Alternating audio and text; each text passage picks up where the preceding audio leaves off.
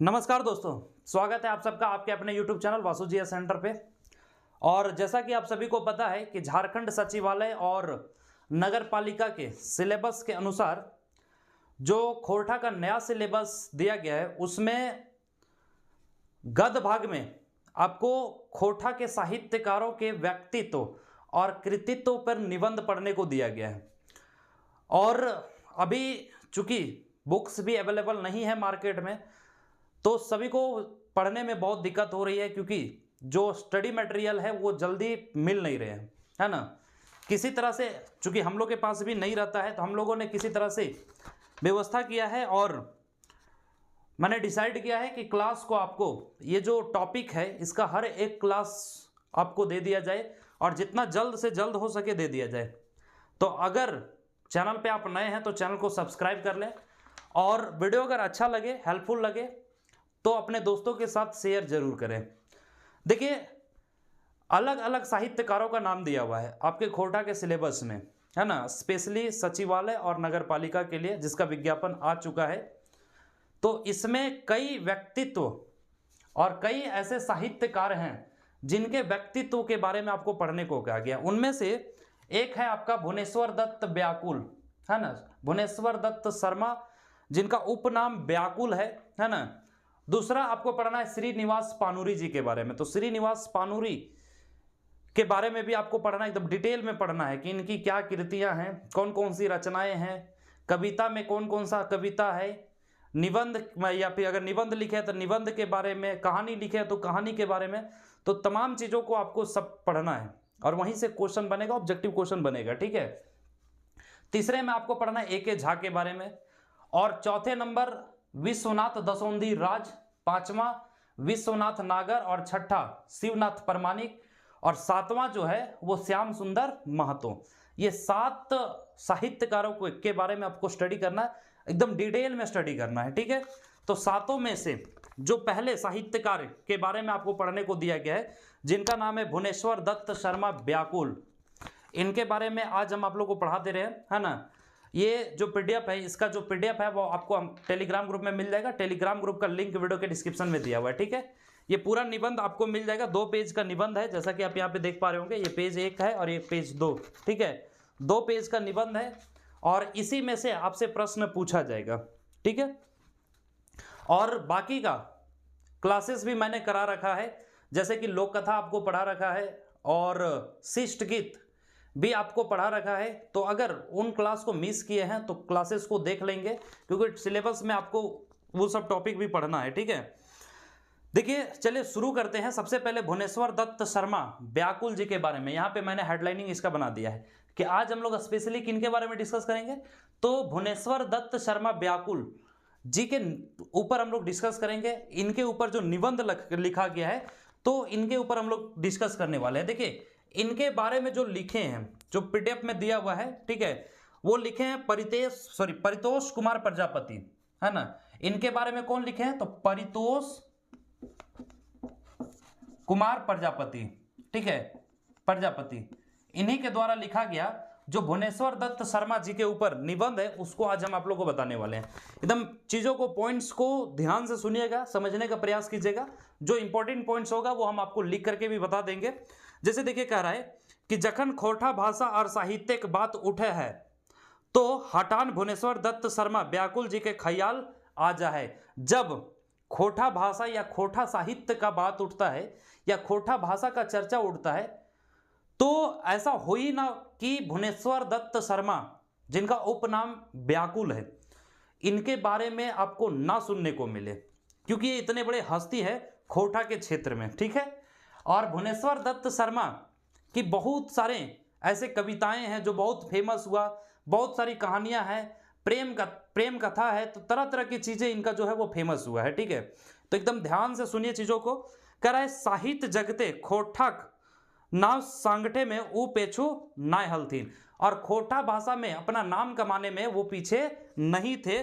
जे समय लोक धरेक बाहरे सभा सोसाइटी खोरठा बोले में लजा हलथीन। जिस समय लोग सभा सोसाइटी मतलब घर के बाहर किसी जगह पे, है ना, पब्लिक प्लेस में खोटा बोलने से शर्माते थे, वो अपन माई कोरवा भाषा खोटे गीत कविता लिख हलथिन आर गैबो करलथिन। उस समय जिस समय लोग घर से बाहर समाज में 10 लोगों के बीच में, भीड़ के बीच में खोटा बोलने से लोग शर्माते थे, उसी समय से ये अपना परिचय दे दिए थे कि भाई आने वाले समय में हम खोटा का एक बहुत बड़ा साहित्यकार बनेंगे। ठीक है, तो वो क्या किए थे कि बचपन से ही खोटा का गीत और कविता लिखते भी थे और गाते भी थे।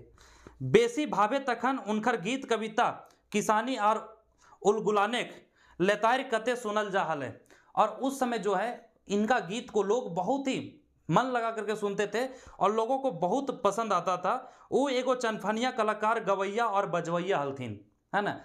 वो एगो चनफनिया कलाकार और गवैया हलथिन, है ना। मतलब चनफनिया का मतलब है कि वो बहुत ही एक अच्छे कलाकार थे अपने इस खोटा भाषा के, और कलाकार के साथ साथ बजवैया भी थे। ठीक है, वो चीज़ों को बजाते थे, जो वाद्य यंत्र होता है ना बजाने के लिए, उसको वो बजाते भी थे। तो एक बेहतर कलाकार थे, परिपूर्ण कलाकार थे।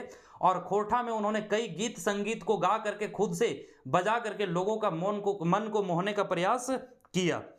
व्याकुल जी पूर्णा पर्याक साहित्यकार लगथिन, है ना।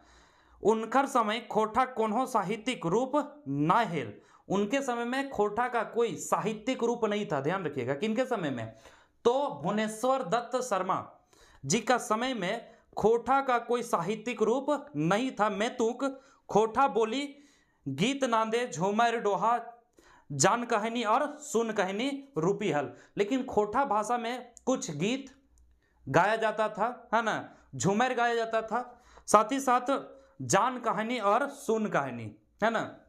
कहानी का दो तरह, एक जान कहानी और सुन कहानी। जेटा परिया चलने आवा है, एकरा उस सात्विक रूपे ढारेक चेष्टा कर ले हलथिन। और जो भुवनेश्वर दत्त शर्मा जी थे, चूंकि खोटा भाषा का अपना कोई साहित्यिक रूप नहीं था और बचपन से ये बहुत बड़े शौकीन थे, जैसा कि अभी आपने देखा कि वो एक बहुत अच्छे कलाकार थे, खोटा भाषा में गाते भी थे, कविता को लिखते भी थे। तो उन्होंने क्या किया कि एकरा वो साहित्यिक रूपे ढारेक चेष्टा कर ले हलथिन। तो खोटा भाषा को एक साहित्यिक रूप देने का प्रयास सबसे पहले किनके द्वारा किया गया, तो भुवनेश्वर दत्त शर्मा के द्वारा किया गया। उनकर रचना समय समय बिसुनगढ़ेक सुखद खोटा साहित्य कुटीर बाट ले बहराइल हल। और उनका जो रचना था वो समय समय पे, टाइम टू टाइम, बिसुनगढ़ के सुखद खोटा साहित्य कुटीर, बिसुनगढ़ का सुखद खोटा साहित्य कुटीर, जो जहां से पुस्तक प्रकाशित किया जाता है, ठीक है, बाट ले बहराइल हल। तो बिसुनगढ़ का जो सुखद खोटा साहित्य कुटीर जो था, यहां से उनका पुस्तक समय समय पे पब्लिक होता था। ठीक है, उनकर रचने और इनका जो रचना हुआ करता था ना, इनका रचना में किस तरह का भाव को स्पष्ट किया जाता था वो भी यहाँ पे बता दिया गया है। जैसे एक तो प्रेम भाव के, है ना, प्रेम भाव से रिलेटेड ये अपनी रचना को लिखते थे, प्रेम से रिलेटेड। उसके बाद है बिरा ज्ञान, है ना, बिरा ज्ञान। इसका देखिए पीडीएफ आपको हमारे टेलीग्राम ग्रुप में मिल जाएगा, वहां से पढ़ लेंगे। मायक महात्म।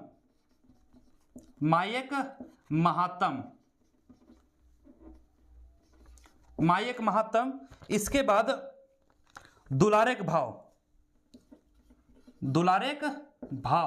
है ना, ये इनका भाव रहता था गीत या संगीत का। प्रेम से रिलेटेड वो गीत को लिखते थे, है ना। बिरा ज्ञान मतलब बुद्धि ज्ञान से रिलेटेड वो चीजों को लिखते थे, चाहे वो कहानी हो, है ना, लोक कथा हो, लोकगीत हो। मायक महानतम, है ना, माँ का एक अपना दर्जा होता है, समझ रहे ना। और माँ का जो रूप है वो मुझे नहीं लगता इस धरती पे कोई ले पाएगा, है ना। तो माँ का एक क्या महत्व होता है, इसके बारे में भी उन्होंने कई कविताओं के जरिए, कई कहानियों के जरिए समाज को बताने का प्रयास किया, लोगों को बताने का प्रयास किया। और साथ ही साथ दुलारेक भाग, है ना, दुलार वगैरह से रिलेटेड इनका जो है बहुत सारे गीत रहता था। एगो छुआ दुलार कविते व्याकुल जी सामाजिक विकास खातिर गाँव छुआ सब एक बड़ाई की रंग कर ले रहतीन। देखिए एगो छुआ दुलार, इनका एक कविता था, कविता का नाम है छुआ दुलार। देखिए छुआ दुलार जो कविता था ये क्या है, तो एक कविता है, ठीक है, कविता, ध्यान रखेंगे। इसमें क्या किया है कि व्याकुल जी सामाजिक विकास खातिर, व्याकुल जी जो है वो समाज के विकास के लिए गाँव छुआ सवेक, मतलब गांव का लड़का ये सब का जो नौजवान लड़का लड़की होते हैं बड़ाई की रंग कर ले हलथिन। वो कविता के जरिए लड़के लोगों का, लड़कियों जो यंगस्टर्स होते हैं ना, जो यंग लड़के और लड़कियां होती हैं उनके बढ़ाई किए हुए हैं, उनका बढ़ाई किए हुए हैं। जे सब हाथे पेंसिल और कांखे पोथी लाई स्कूल जाहथिन। वैसे लोग जो हाथ में पेंसिल लेकर के, और कौखी का मतलब है यहाँ पे हाथ के मतलब बीच में क्या किया है कि पोथी लेकर के, पोथी का मतलब है जो किताब वगैरह लेता है ना, बोरा या झोला में लेकर के स्कूल जा रहा है।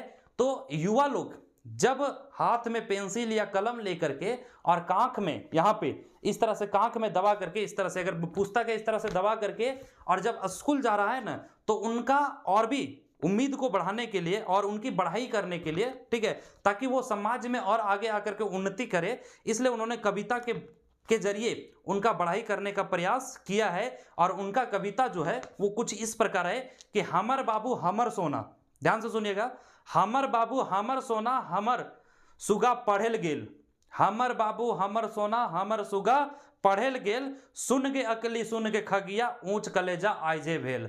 तो सुन गे अकली, अकली का मतलब है गांव में किसी औरत का नाम है अकली और किसी का नाम है खगिया।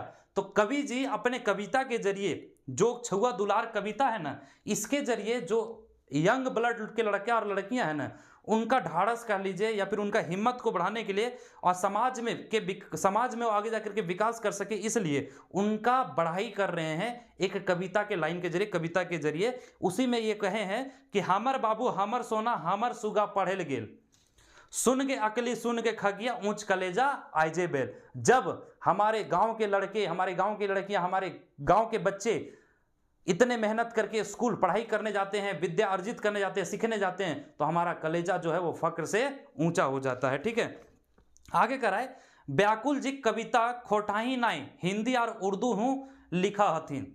और व्याकुल जी जो है वो कविता सिर्फ खोटा में नहीं बल्कि हिंदी और उर्दू भाषा में भी वो लिखते हैं। आपन गीतक और कविताक दराई समाज के जगवे को काम करा हथिन। और अपने गीत और संगीत के जरिए और कविता के जरिए वो समाज को जगाने का प्रयास करते हैं। कौन? भुवनेश्वर दत्त शर्मा जी।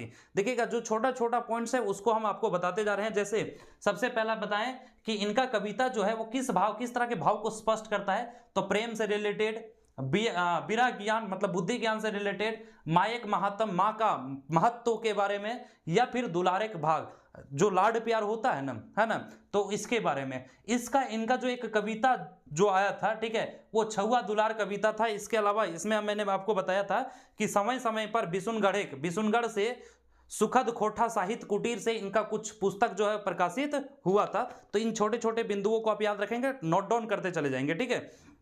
तो आगे कर रहा है कि वो अपने कविता गीत के जरिए, कविता के जरिए, कहानी के जरिए समाज को जगाने का प्रयास करते थे।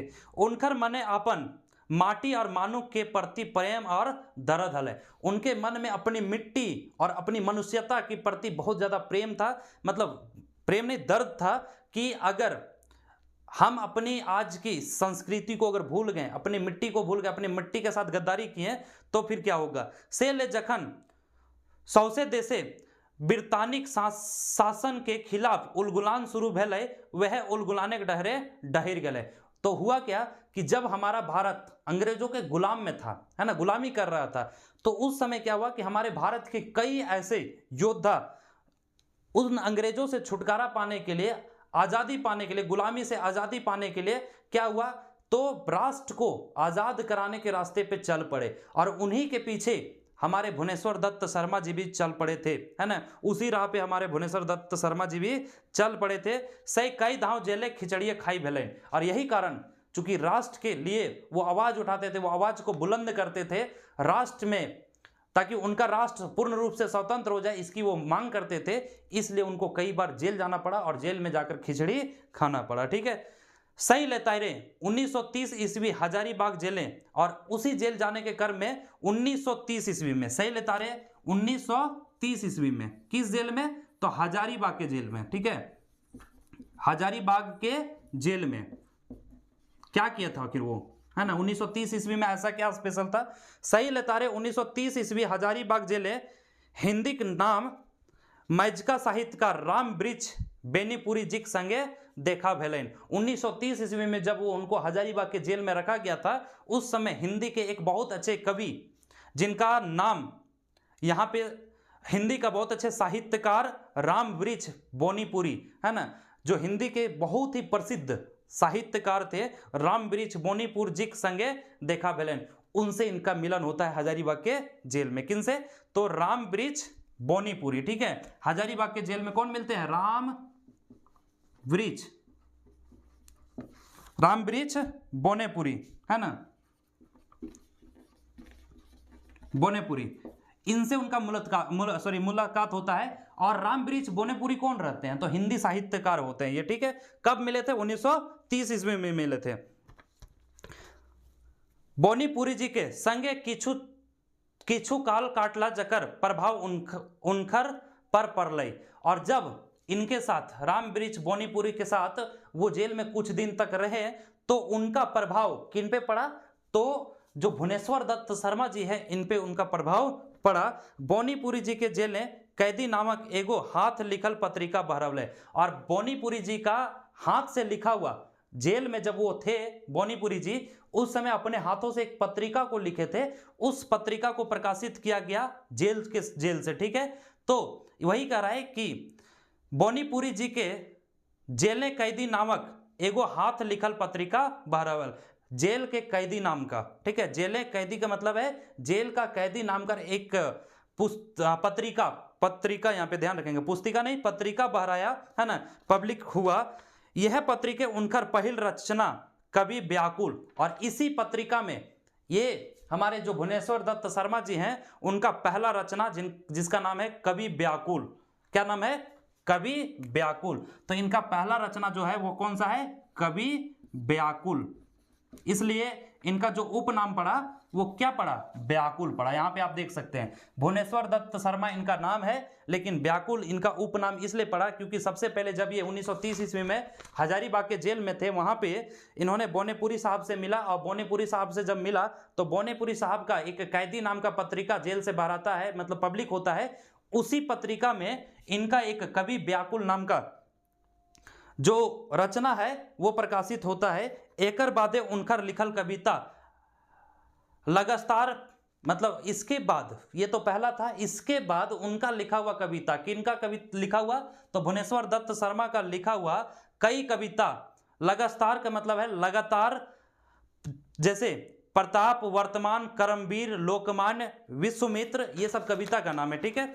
विश्वामित्र के बाद आपका हो गया हिंदू, पंच, हिंदुस्तान, बालक, जनता और जागृति जैसन दोसर तेसर हिंदी उर्दू पत्र पत्रिका प्रकाशित होते रहल। और ये सारी कविताएं जो है, रचना जो है, वो अलग अलग पत्रिका के जरिए इनका प्रकाशित होने लगा। लेकिन ध्यान रखेंगे पहला जो था वो क्या था? कवि व्याकुल, है ना, जेले नामक कैदी नामक पत्रिका।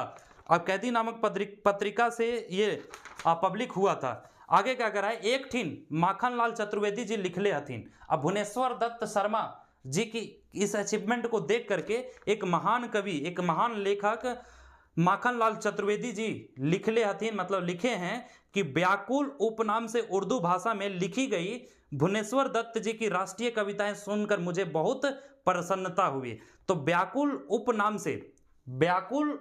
से उर्दू भाषा में लिखी गई भुवनेश्वर दत्त जी की, मतलब ये जो व्याकुल उपनाम से ये जो कविता आया था ना, ये किस भाषा में था? उर्दू भाषा में। तो भुवनेश्वर दत्त जी की राष्ट्रीय कविताएं सुनकर मुझे बहुत प्रसन्नता हुई, मतलब बहुत खुशी हुई। ये कौन बोल रहे हैं? माखनलाल चतुर्वेदी जी बोल रहे हैं, ठीक है। ये कवि हैं और राष्ट्रीयता इनमें कूट कूट कर भरी है। और ये कवि है, सही माने में ये कवि है, और इनके अंदर राष्ट्रीयता, मतलब राष्ट्र के प्रति प्रेम जो है वो कूट कूट करके भरा हुआ है। हजारीबाग पहल सांसद और नावकरा स्वतंत्रता सेनानी, हजारीबाग के पहले सांसद और स्वतंत्रता सेनानी रह चुके बाबू राम नारायण सिंह इनका राष्ट्रीय कवि कही के डाका हलतीन। मतलब हजारीबाग के जो पहले सांसद और साथ ही साथ हमारे देश की आज़ादी के लिए लड़े जो व्यक्ति बाबू राम नारायण सिंह थे, इनको राष्ट्रीय कवि कह करके पुकारते थे। यहां से भी क्वेश्चन बन सकता है कि भुवनेश्वर दत्त शर्मा जी को राष्ट्रीय कवि कह के पुकारो हलतीन, है ना। ऑब्जेक्टिव जब कराएंगे तो वहां पे आप और भी अच्छे ढंग से समझ पाएंगे। पीडीएफ पढ़ लेंगे और भी अच्छे ढंग से समझ लेंगे। ठीक है, आगे कह रहा है कि व्याकुल जी की पहली किताब कलाम ए व्याकुल। अब व्याकुल जी का जो पहला किताब था, है ना, कलाम ए व्याकुल 1939 ईस्वी बिशुनगढ़ हजारीबाग बाटले प्रकाशित भेल हलै। मतलब 1939 ईस्वी में व्याकुल जी का पहला किताब जो प्रकाशित हुआ था, लेकिन कहां से प्रकाशित हुआ था? बिशुनगढ़ हजारीबाग बाटले, है ना, जो प्रकाशक होता है ना, बिशुनगढ़ हजारीबाग का जो प्रकाशक है वहीं से यह प्रकाशित हुआ था। ई किताबे कविता कुछ लाइन देखा, और इस किताब में जो कविता लिखा हुआ है ना उसका 4 पंक्ति यहाँ पे दिया हुआ है। ठीक है, कि क्यों इनको राष्ट्रीय कवि कहा जाता था, या फिर क्यों माखनलाल चतुर्वेदी जी ने कहा कि इनके अंदर राष्ट्र की भावना कूट कूट करके भरा हुआ है। ठीक है, देखिए कह रहा है नौजवान का मतलब नौजवान, या तो गुलामी को मिटाकर दम लो, वरना अच्छा है कि बस सर को कटाकर दम लो, है ना। मतलब कह रहे हैं कि नौजवान या तो गुलामी को मिटाकर दम लो, या तो गुलामी को मिटा करके दम लो, गुलामी को मिटा दो उसके बाद शांत बैठो, वरना अच्छा है कि बस सर को कटाकर दम लो। वरना अच्छा यही होगा कि अपना सर को कटा लो उसके बाद दम लो, मतलब आराम करो। ये कविता का 4 पंक्ति है। ठीक है, पूरा कविता जो है वह बहुत ही अच्छा कविता है इनका। ई कविता में उनकर मने आया गुलामिक दर्द और आजादी तड़प बुझल पा रहे हैं, और इस कविता के जरिए यह समझ में आता है कि उनके अंदर गुलामी का कितना दर्द छुपा हुआ है और आजादी का कितना तड़प, मतलब वो कितना तड़प रहे हैं आजादी को पाने के लिए। उस समय हमारे भारत जो थे वो गुलाम, हमारा भारत जो था वो क्या था? गुलाम था। ठीक है, थोड़ा सा गर्मी ज्यादा है और एक्चुअली में क्या है कि पंखा बंद करके लेना पड़ता है क्लास। ठीक है, नहीं तो आपको वीडियो में आवाज सुनाई देगा। ठीक है, पंखा चलने का बहुत ज्यादा घर घर टाइप की आवाज सुनाई देगा। तो चलिए कोई बात नहीं, थोड़ा सा हम ही कष्ट कर लेते हैं, 40-45 मिनट या फिर जितना देर का क्लास चलेगा, कम से कम आप लोग को क्लियरली सुनाई तो देगा ना। हर एक बातों को सुनना बहुत जरूरी है। ठीक है, ये चाहते थे हम आपको स्क्रीन पे भी करा सकते थे, लेकिन वो मजा नहीं आता स्क्रीन पे करने के बाद। ठीक है, और इस क्लास को कितने लोग पसंद कर रहे हैं, कितने को ये क्लास पसंद आ रहा है, आप लाइक करके जरूर बताएं। और मुझे नहीं लगता है कि ये टॉपिक अभी तक आपको यूट्यूब पे कोई चैनल पढ़ाया है ना, मुझे तो नहीं दिखा है, बाकी अगर पढ़ाए होंगे तो अच्छी बात है। कह रहा है कि व्याकुल जी कविता पाठ तो करबे कर हल थीन, एगो बेस वक्ता हल थीन, है ना। कविता जी जो है, सॉरी ये व्याकुल जी जो है वो कविता और किताब तो लिखते ही थे, लेकिन इसके अलावा एगो बेस वक्ता हलत से ले राम नारायण बाबू उनका बड़ी सम्मान देल थी। इसके अलावा वो बहुत अच्छे वक्ता भी थे, है ना। अब बहुत अच्छे वक्ता भी थे, इसलिए राम नारायण सिंह जो है, सॉरी राम नारायण बाबू उनको बहुत सम्मान करते थे, उनको बहुत सम्मान देते थे। राम नारायण बाबू टान देख उ उनकर संगे रही के कांग्रेस पार्टी काम देख ले, और राम नारायण बाबू के साथ रह करके ये कांग्रेस पार्टी का देखभाल करने लगे, कांग्रेस पार्टी का जो काम है उसका देखभाल करने लगे। रामगढ़ कांग्रेस अधिवेशन के सफल बनावे में उनका बड़ी योगदान रहलन, और रामगढ़ का जो कांग्रेस हुआ था, कांग्रेस का अधिवेशन हुआ था रामगढ़ का, ठीक है, उसमें ये भुवनेश्वर दत्त शर्मा जी का बहुत योगदान था उस अधिवेशन को सफल बनाने में। व्याकुल जी का जन्म, व्याकुल जी 17 मार्च 1908 ईस्वी, है ना, 17 मार्च 1908 ईस्वी, ध्यान रखेंगे। व्याकुल जी का जन्म जो है वो 17 मार्च 1908। अब बताइए इनका 1908 ईस्वी में जन्म हुआ था। उस समय भारत क्या था? आजाद था कि गुलाम था? तो ऑब्वियस सी बात है गुलाम था, इसलिए इनको आजादी का बहुत चेष्टा लगा हुआ था। ठीक है, तो व्याकुल जी 17 मार्च 1908 ईस्वी गिरिडीह के पासे महाथाडी, है ना, गिरिडीह में एक महाथाडी नाम का जगह है, एक महाथाडी नाम का गांव है, वहीं पे इनका जन्म हुआ था 17 मार्च 1908 ईस्वी को। मैं तो उनका परिवार हजारीबाग के बिशुनगढ़े रहा है, और लेकिन उनका परिवार जो है वो हजारीबाग के बिशुनगढ़ में रहते हैं। एखुन उनका घर हुआ है, और अभी भी इनका घर जो है वो बिशुनगढ़ में आपको देखने को मिलेगा। इवन कि आपका इनका जो पूर्वज हैं वो कहाँ देखने को मिलेंगे? तो गिरिडीह के महाथाडी में देखने को मिलेंगे। जखन व्याकुल जी 6 महीना खला तखन उनकर बाप पंडित बलदेव प्रसाद उपाध्याय सिराई गेल, और जिस समय व्याकुल जी मात्र 6 महीने के थे उसी समय इनके पिता का नाम है बलदेव प्रसाद उपाध्याय, ये सिरा गए थे, मतलब उनका देहांत हो गया था। से ले उनकर देखभाल उनकर आजा, इसलिए उनका देखभाल जो है वो उनके दादाजी अयोध्या प्रसाद उपाध्याय करलथीन। मतलब उनके दादाजी का नाम क्या था? अयोध्या प्रसाद उपाध्याय। इनके द्वारा इनका देखभाल किया गया। हालांकि पिता का नाम जो है बलदेव प्रसाद उपाध्याय है। अपन आजा से ही वो पहिल भाषा करने ज्ञान और सीखा पहले, मतलब वो अपने दादाजी से ही व्याकरण का ज्ञान सीखे थे। कौन? तो भुवनेश्वर दत्त शर्मा जी, मतलब व्याकुल जी।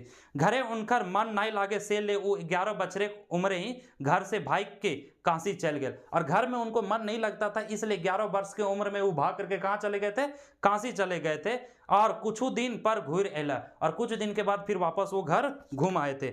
जखन वो घर से बाहर हला देश दुनिया के बड़ी निजीक से देखे और बुझे पहला, है ना। जब वो घर से बाहर गया था भाग करके, उस समय वो देश दुनिया को बहुत अच्छे ढंग से एनालाइज किया था, समझा था। से समय गांधी जी के जन जागरण के काम करा हल, देख के कैसे गुलामी से छुटकारा हतै वकर उद्योगे लागल हल। और उस समय ये गांधी जी को भी देख रहे थे, गांधी जी को भी ऑब्जर्व कर रहे थे। जैसा कि आप सभी को पता है कि 1915 ईस्वी में गांधी जी जो है साउथ अफ्रीका से इंडिया लौट चुके थे और मन ही मन ये प्लान कर रहे थे कि कैसे हमारा भारत को गुलामी से आज़ादी मिलेगी। 1925 ईस्वी व्याकुल जी गांधी जी के संगते अहिला और आज़ादी उलगुलाने लाइक गलन। और 1925 ईस्वी में ये जो भुवनेश्वर दत्त शर्मा जी हैं वो गांधी जी के साथ को थाम लिया, गांधी जी के साथ चलना शुरू कर दिए और आज़ादी की लड़ाई लड़ना शुरू कर दिए। से समय भारतीय समाजें जात पात ऊंच नीच छुआछूत बड़ी जोर हल।